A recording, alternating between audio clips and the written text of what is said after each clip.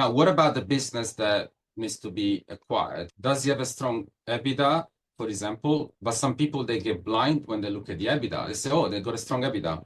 Okay, what about the free cash flow? Because EBITDA is not free cash flow. So sometimes we have this lack of sort of analysis that is quite surprising at high level because especially for small businesses, they would require so much more education about these things because many small businesses could actually grow by M&A.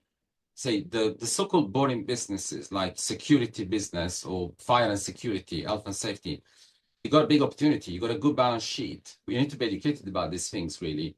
So the market readiness is also important because let's not forget, when you are doing M&A, you are obviously looking not to grow really. You have to look for a situation where every dollar spent should really generate the right type of return. So that's absolutely essential.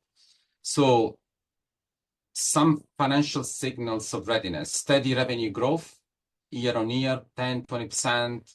Are you growing your market share in your core business? And now you're growing better than your competition. Do you have a strong argument against competition?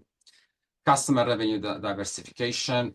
So this is some of the situation.